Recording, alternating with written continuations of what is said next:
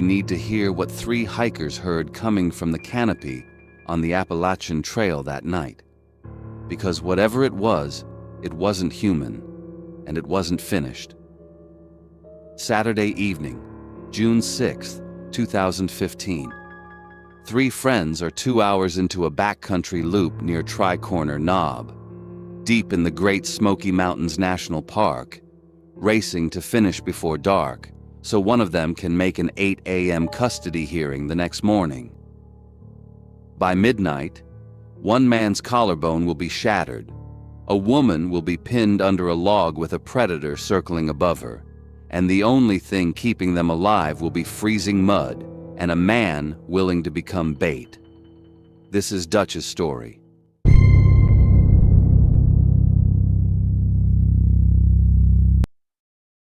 "40 feet above Dutch Hensley's head, something dragged what sounded like a dry leather strap across corrugated iron. Twice, then nothing. The trail had dropped them into a narrow hemlock gorge 20 minutes back, terrain that swallowed sound whole before it reached the ridge.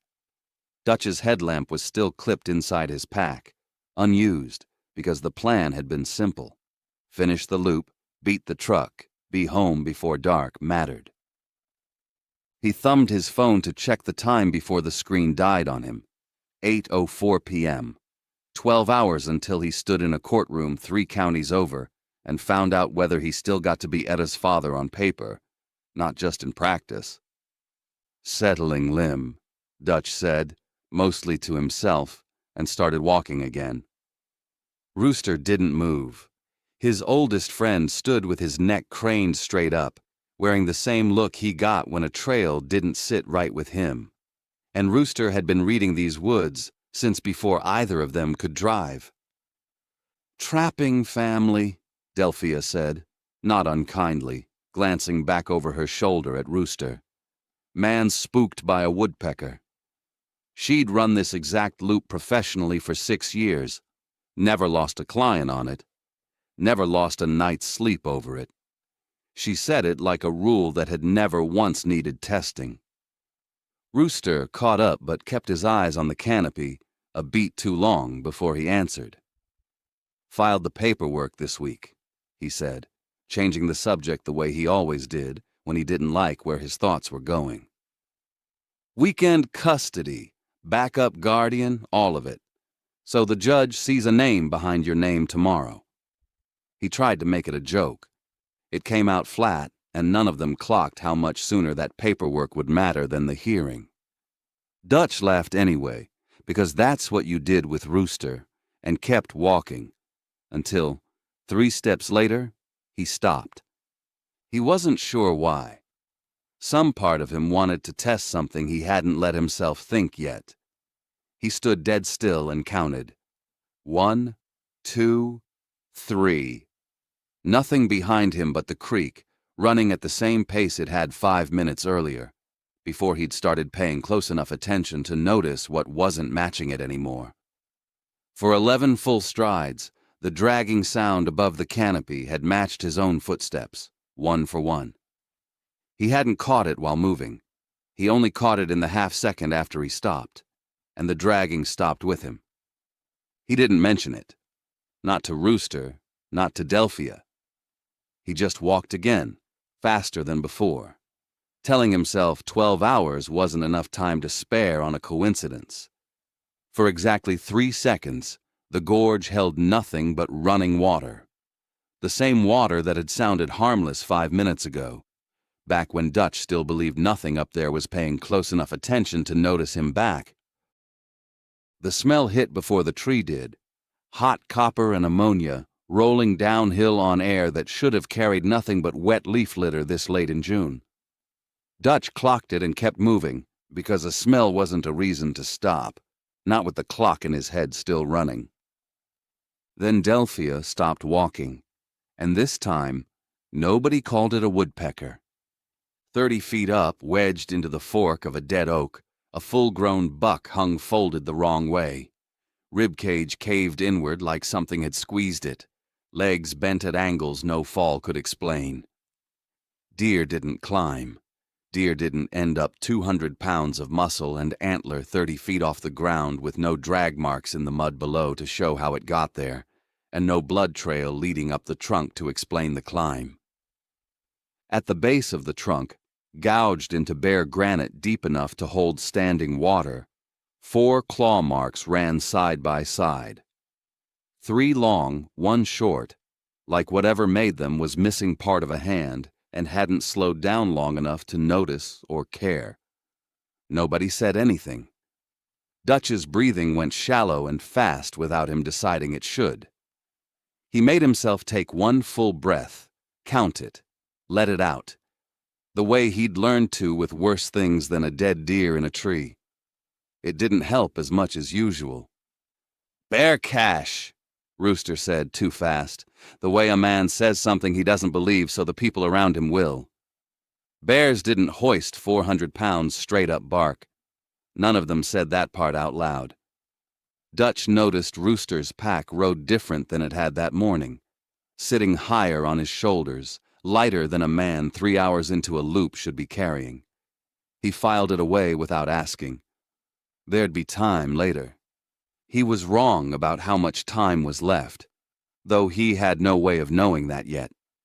Delphia noticed it too, and she wasn't as patient. "Where's the beacon?" "Clipped it to the outside pocket." Rooster didn't look at her. "I'm asking where it is, not where you clipped it." He changed the subject once, talking about the buck, about how a bear couldn't have done it, and Delphia let him, until she asked again, flatter this time, and he ran out of subject to change it to. "Dropped it 2 miles back," Rooster said. "Strap caught on something. I felt it go and figured—" He stopped. There wasn't a version of that sentence that ended well. "Figured we'd be off the loop before it mattered." He said it quiet enough that Dutch, 20 feet ahead studying the gouges, didn't catch it. Rooster told himself there'd be a better moment to bring it up to Dutch directly, once they were closer to the truck, once it sounded less like a mistake and more like a story. He didn't yet understand that the moment he was waiting for wasn't coming. Above them, the wood thrush that had been calling every 20 steps for the last mile didn't call again. Dutch noticed the gap without naming it, 1 fewer sound in a forest that should have had the same sounds it always did. "We move," Dutch said, already walking. "Ridge is 40 minutes if we don't stop again." Delphia looked 1 more time at the buck's ruined shape wedged in the fork above them, then at the 4 gouges cut into stone like something had signed its own name. She didn't ask the question sitting behind her teeth, whether 6 years of nights on this exact loop had just quietly stopped counting for anything. Rooster fell in step behind Dutch, pack riding light against his back, the missing beacon a fact he was now carrying instead of clipping to his shoulder strap. He told himself it changed nothing, told himself the loop was the loop, beacon or not, and they'd covered worse ground blind before. He hadn't told Dutch yet. He was still deciding how. Behind all 3 of them, 30 feet up, the wind moved through every branch in the canopy except 1. Fog dropped into the gorge faster than any front had a right to move, swallowing the orange trail blazes one at a time, the one on the birch, gone, then the one 40 feet past it, gone, until Dutch couldn't have pointed to the trail if his life depended on it. It was starting to feel like it might. "Push for the ridge," Dutch said. 15 minutes, we're above this." Nobody argued. Nobody had breath to spare on arguing. They made it 11. It came out of the canopy without a sound to warn them, a shape moving too fast for any of them to get more than a smear of motion and mass, and it caught Rooster mid-stride. 1 swipe. His collarbone gave with a sound Dutch felt more than heard, and Rooster went down hard, screaming through his teeth, 1 arm already useless at his side, fingers curled wrong against the mud. Delphia didn't even get that much warning. The deadfall came down like something had chosen it, pinning her leg flat against the ravine wall with a crack that turned her scream into something worse. a thin, breathless sound, because the air to make a real scream wasn't reaching her lungs yet. Dutch's hands went cold before his brain caught up to why. He was on his knees in the mud between them in seconds, mud soaking through denim, freezing straight through to skin, and he didn't feel any of it yet either. Not the cold, not the rock digging into his kneecap, nothing but the two people bleeding on either side of him. "Beacon," he said, already digging through Rooster's pack with shaking hands. And Rooster made a sound that wasn't words, and Dutch understood before Rooster ever managed to say it out loud. Gone. 2 miles back. No signal out here even if they'd had it. No beacon, no bars, no way to call this in. And it was the worst possible second for that math to land on him. He did the rest of the math anyway, out loud once, because saying it kept his hands moving. If he left them here and ran for the trailhead, he might make the courtroom by 8. But Rooster was the name on the custody paperwork.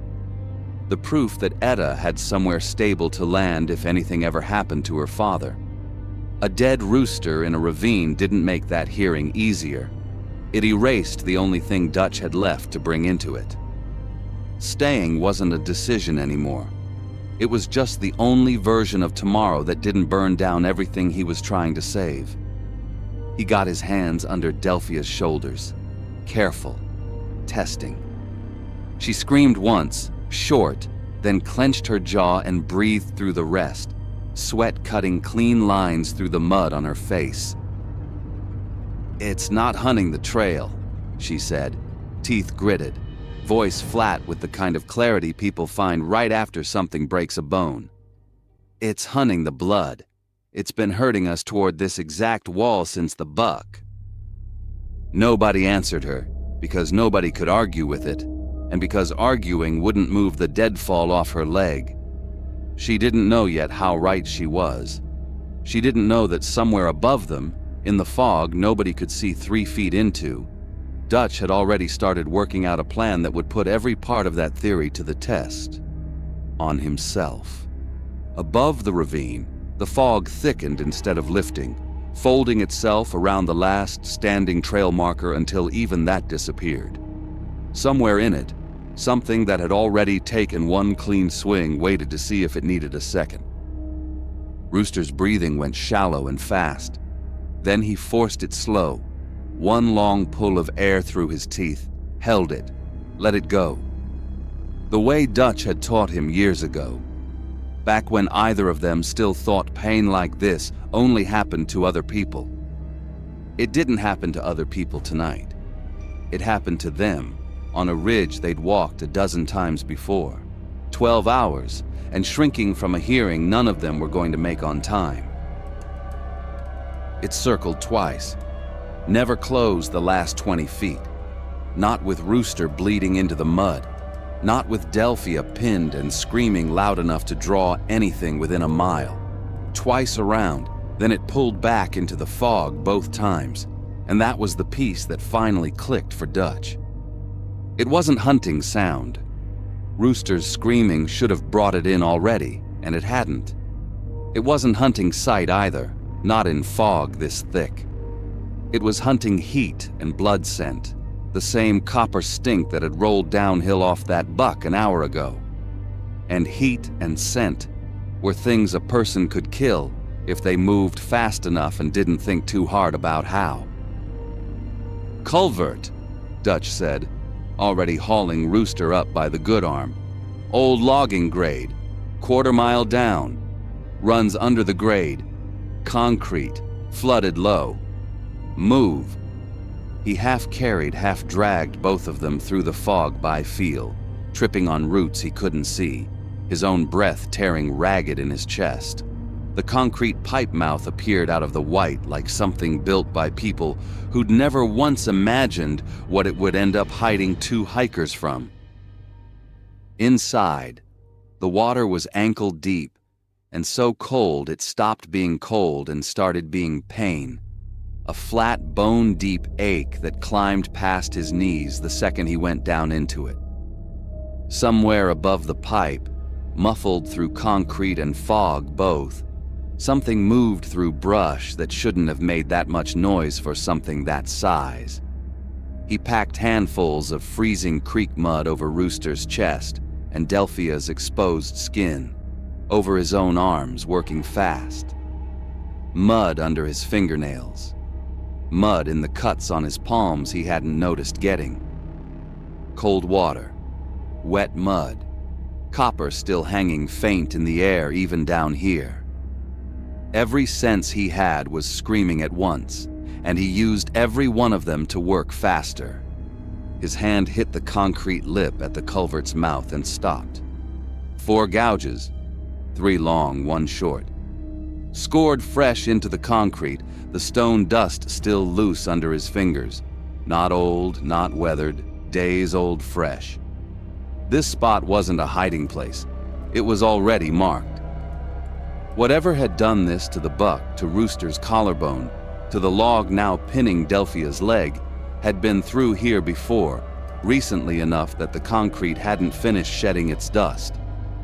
Dutch sat back on his heels in the freezing water and understood something that made his stomach drop harder than the cold already had.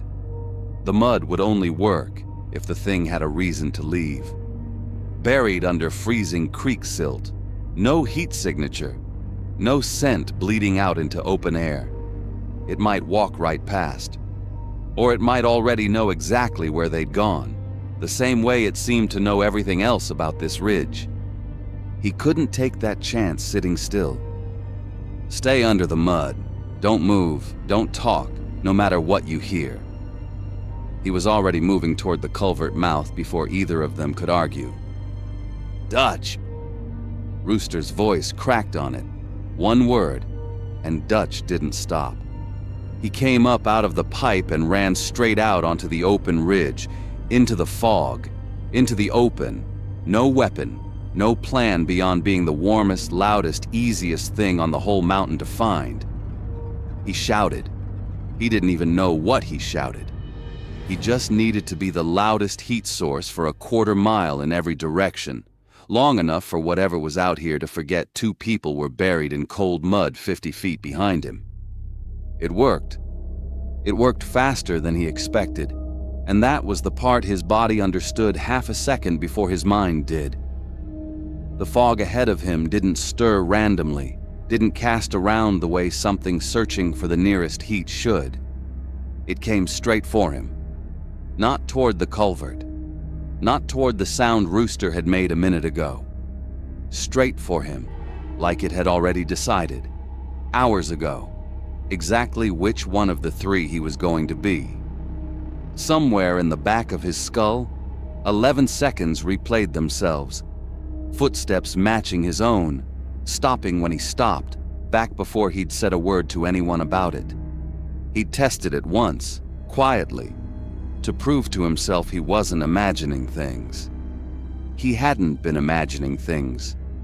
Something had been paying attention the whole time, and it had never once lost track of which set of footsteps was his. The fog broke apart directly ahead of him, and Dutch Hensley kept running, because stopping wasn't a choice that existed anymore. And whatever came out of that white wall of nothing was close enough now that he could feel it before he could see it. By 7:41 the next morning, the fog was gone like it had never existed, and the birds were back. Every bird, every stretch of canopy, calling the way they had for 30 summers of Dutch's life. Every stretch except one line of trees above the ravine, where nothing sang at all.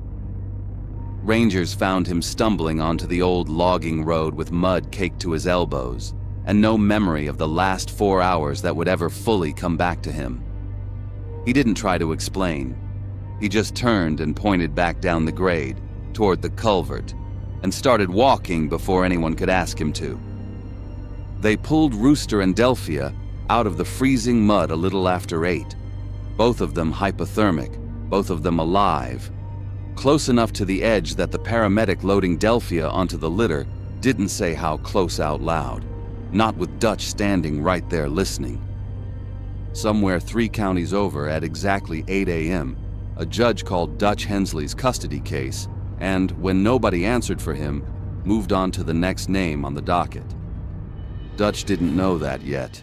He was still watching them strap Rooster's collarbone into a splint, still telling himself the only math that had mattered last night was the one that kept both of them breathing, and that whatever the hearing decided without him, at least the man who was supposed to prove he had somewhere stable to send Etta was going to walk out of these mountains and say so himself. That was the part that felt like a win, standing there in the gray morning light. It didn't last long. One of the rangers called out from the parking area, voice pitched wrong. Not urgent exactly, just confused in a way that made two other rangers stop what they were doing and walk over. 4 gouges. 3 long, 1 short. Raked clean across the tailgate of Dutch's own truck, in a gravel lot half a mile of open ground from the nearest tree line, on a vehicle that hadn't moved since Saturday afternoon. Not Rooster's truck. Not the group's gear stacked near the trailhead sign.